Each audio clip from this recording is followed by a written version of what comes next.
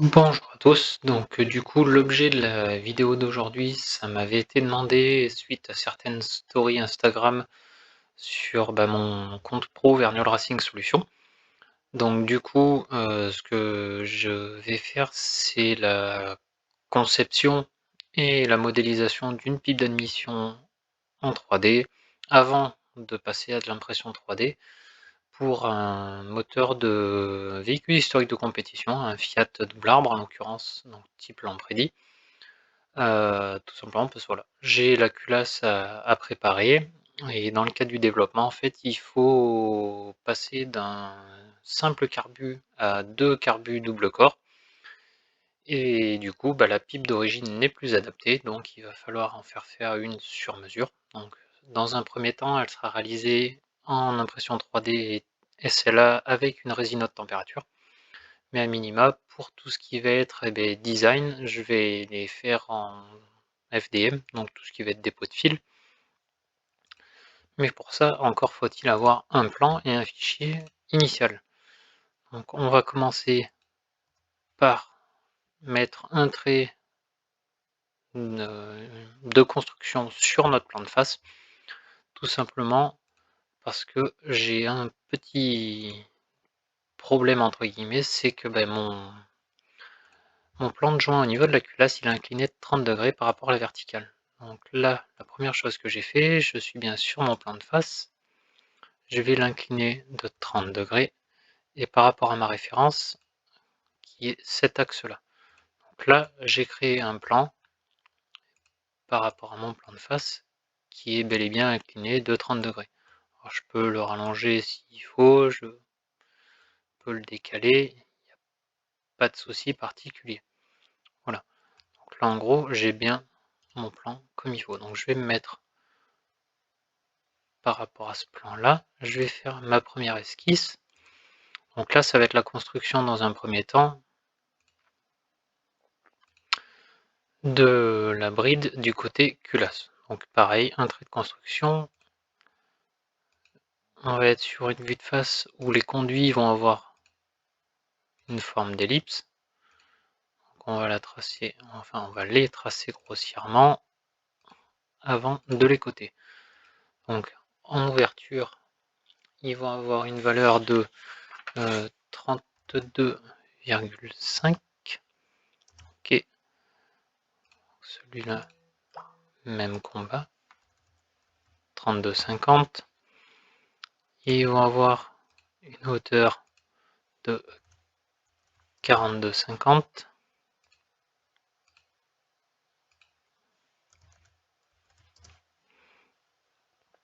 Ils vont être décalés l'un l'autre.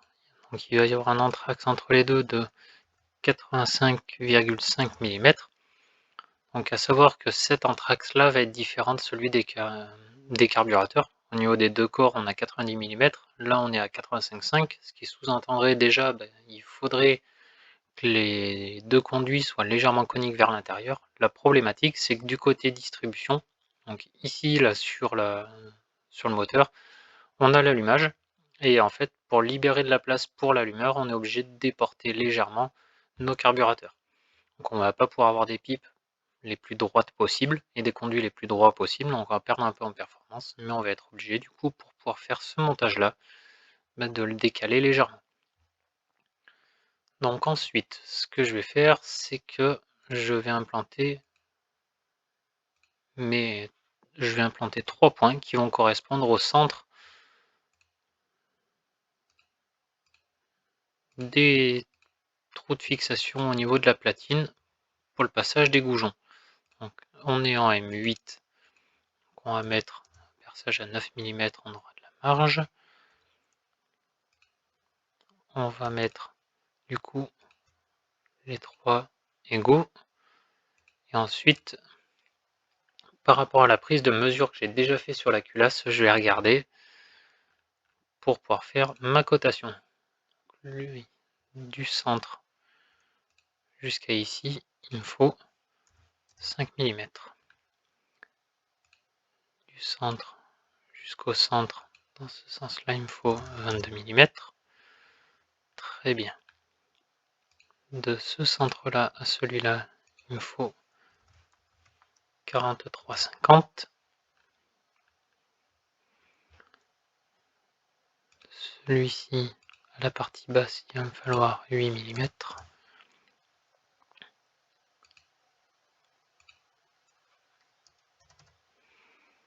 Et enfin du centre jusqu'à ce centre-là, il me faut 27,5 mm.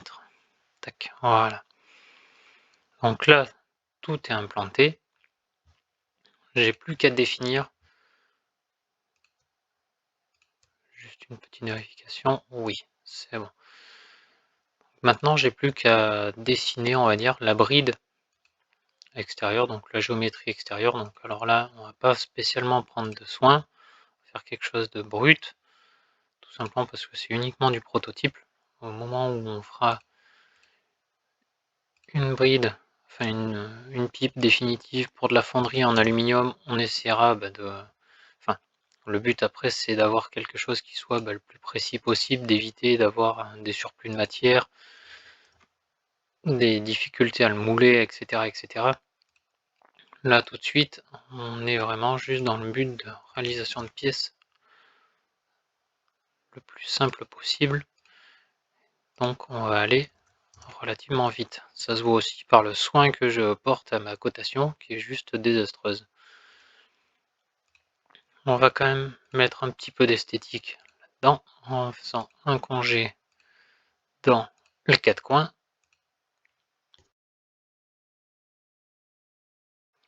Voilà, une fois le congé réalisé, on valide notre esquisse. Donc là, on va la réaliser en deux temps. Le premier temps, ce qu'on va faire, c'est que on va déjà prendre pour référence notre plan de face. Comme ça, par rapport à notre culasse, donc on aura une pipe qui va être bien à l'horizontale, avec des conduits bien à l'horizontale. Par contre, ce qui nous intéresse beaucoup moins, c'est d'avoir les goujons avec le même angle. Tout simplement parce que ce qui va se passer, c'est que si jamais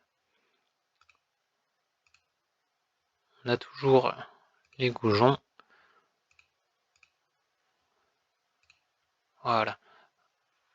La problématique, c'est que eux, ils sont fixés à 90 degrés, donc ils sont vraiment perpendiculaires à cette face-là. Donc en fait, voilà. Le but, c'est vraiment d'avoir juste nos conduits dans un premier temps. On enlève notre plan de face, on revient donc sur notre esquisse initiale où on a tout. On va faire un enlèvement de matière et donc là cette fois-ci, dans les contours sélectionnés, on va uniquement garder les perçages. Déjà, on va les changer de direction et on va les mettre jusqu'à la prochaine surface. Voilà. Donc là, on se retrouve avec nos passages de goujons qui sont bien à 90 degrés. Ce que je peux faire, voilà. Donc là, ils sont bien à 90 degrés. Nos conduits, eux, par contre, sont bien alignés à l'horizontale. À partir de là, on est pas mal. Donc on a déjà notre bride côté culasse qui est faite. Donc cette esquisse-là, on n'en a plus besoin. L'esquisse numéro 2 non plus. Le plan numéro 1 non plus. Donc on va remettre notre plan de face visible, tout simplement parce qu'en première hypothèse, je suis parti du principe de me dire il me faut 2,5 pouces de décalage entre ma bride de culasse et ma bride au niveau de mes carburateurs. Donc, ce que je vais faire, c'est que je vais recréer un deuxième plan. Mon plan de référence, ça va être mon plan de face. Alors 2,5 pouces, ça fait 25,4, donc ça fait 62,50, à peu de choses près, millimètres. Tac, voilà, donc là on est à 2,5 pouces de distance. On va se mettre en normal A. Lui, on n'en a plus besoin. Voilà, donc là on est bien à l'écart par rapport à notre plan numéro 2. Donc on le sélectionne, on va faire notre esquisse. Et première chose que je vais faire, c'est que je vais remettre mes axes par rapport à mon premier corps. Enfin, par rapport à mon premier conduit plutôt. Tout simplement parce que c'est par rapport à lui que j'ai fait les calculs concernant le décalage qui allait être nécessaire. Voilà, on le prolonge un petit peu. Donc on va passer sur des carburateurs qui sont en 40. Donc ça nous fait un rayon, pas de problème. Dans le doute, on va le coter très bien. Je sais, alors pour ne pas se faire avoir, on va rendre cet axe-là fixe. Je sais qu'entre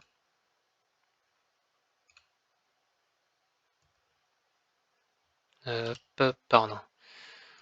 Tac. Je sais qu'entre cet axe et le centre de mon corps, il va me falloir 18,1855 de décalage. Là. Donc là, on a notre décalage qui est bon par rapport à notre premier corps. Je vais retracer un deuxième trait d'axe qui va se trouver à 45 mm du centre du premier corps. Donc là, ça me permettra juste de symétriser ma bride une fois qu'elle sera faite pour simplifier un petit peu le dessin. Donc à partir de là, voilà, je sais que là j'ai mon décalage qui est prévu, tout va bien. Il va me falloir 2 passages pour les goujons de fixation au niveau carburateur. Donc je vais coter déjà le premier. Il est en M8, si je dis pas de bêtises. 8,6, donc on va dire 9. Voilà. Tac, donc le deuxième, identique au premier, pas de souci. À partir de là, je sais par rapport aux différentes mesures que j'ai déjà pu avoir à faire que celui-ci, donc là, je suis censé avoir un décalage de 104, donc 55,2. Ok. Pour celui-ci, j'ai 61,50 d'anthrax, donc 35,25. Ok. Je vais tracer un axe entre les deux. Donc là, on n'est pas forcément pile poil sur le milieu du corps, ce qui est normal. Tout simplement parce que d'ici jusqu'à ici, je suis censé avoir, hop, on a dit 31, hop, 63,5, 31,75.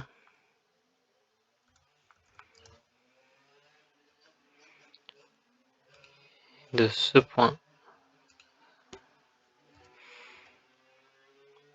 qu'est-ce qui s'est passé? Alors, on recommence.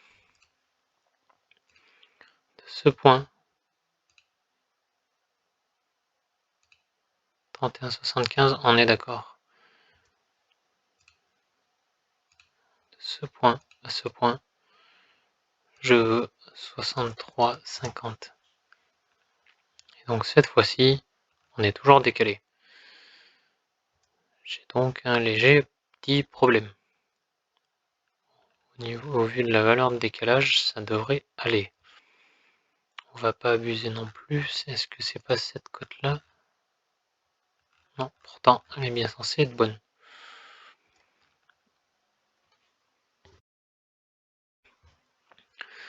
Donc, on va juste poursuivre. Tant pis pour la précision. Après tout, c'est vraiment juste de l'explicatif. Donc à partir de là, on va construire l'extérieur de notre bride. Donc on est à 4,5, je vais laisser 6 de marge, donc on va dire 10,50 de plus. Même chose pour celui-ci, 10,50. Ok. Je vais faire la même chose par rapport à mon compte carburateur. Donc j'étais à 20, 26. Ok. Dans le doute, 21 il est bon. 52, c'est bon. Celui-ci, on l'aura égal avec celui-ci, c'est bon. À partir de là, on va aller mettre nos tangentes. Donc on va aller former l'extérieur de notre bride. Donc à chaque fois, on a bien les contraintes de tangente qui s'appliquent. Ce qui veut dire que du coup, on aura une géométrie qui sera correcte. On va avoir quelque chose de propre, tant qu'à faire. Donc là, on a notre première bride qui est dessinée. Ajuster les entités.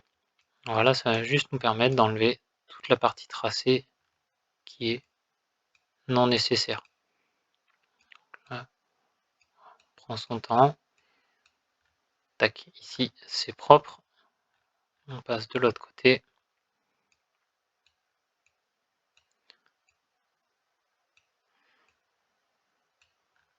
C'est propre aussi.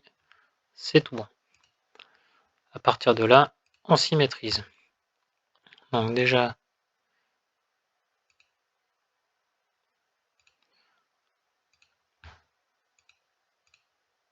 on reprend tous les extérieurs. On reprend les 3 perçages, donc celui, les 2 pour les goujons et celui du corps. On le symétrise par rapport à cet axe-là. On a notre vue qui se développe sur le côté, impeccable. Donc là, on a nos 2 corps, 2 carburateurs au niveau de notre bride qui sont matérialisés. Pour éviter que ça fléchisse, on va faire un petit renfort entre les deux. On peut le mettre ça.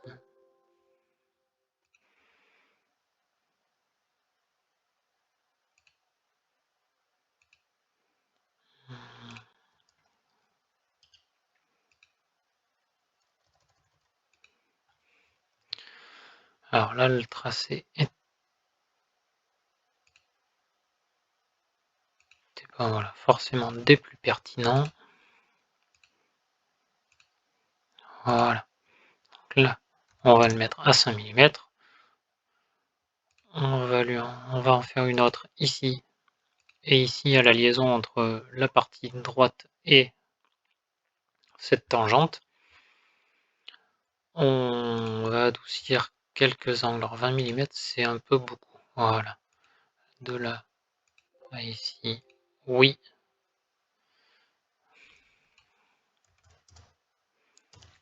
10 mm, c'est bon. Quantité à arrondir entre celle-ci et celle-ci, oui. On remet nos 10 mm.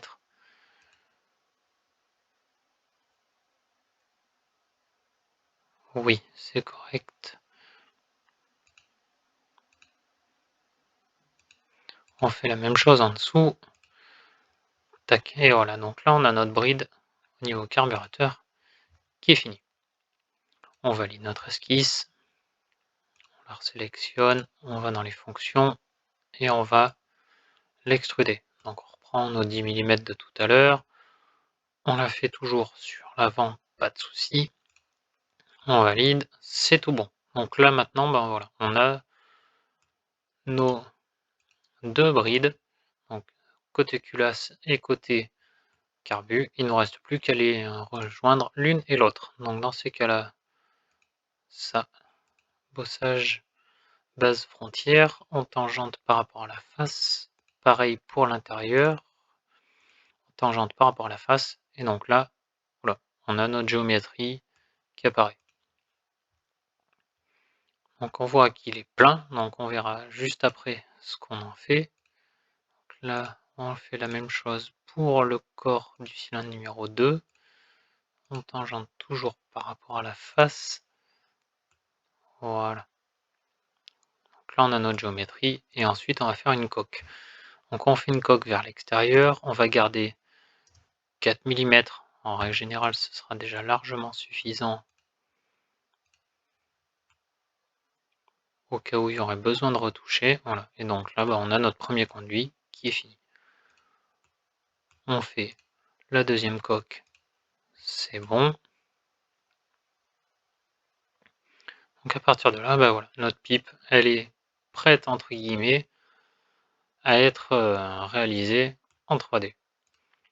Donc si pour X ou Y raison, on se dit finalement 2 pouces et demi, ça paraît pas ce qu'il y a de plus judicieux, on édite la fonction du plan, on se dit 80 mm ça me paraît mieux, on met 80 mm et là du coup on a de nouveau la partie design qui est reconstruite en direct et comme ça on n'a pas de souci particulier. Voilà. Donc moi c'est comme ça que je procède. Alors, selon les géométries, j'ai eu des plans intermédiaires avec des sections intermédiaires avec des géométries différentes au milieu. Parce que voilà, j'en ai besoin. J'ai eu certains cas avec des conduits avec un angle pour les connexions, donc tout est de l'ordre du réalisable. Après voilà, c'est peut-être pas la meilleure des solutions, mais en tout cas moi pour ce que je fais, ça fonctionne. Donc si vous avez des questions en commentaire, c'est avec grand plaisir que je pourrai y répondre. Voilà, merci bien et à bientôt pour une prochaine vidéo.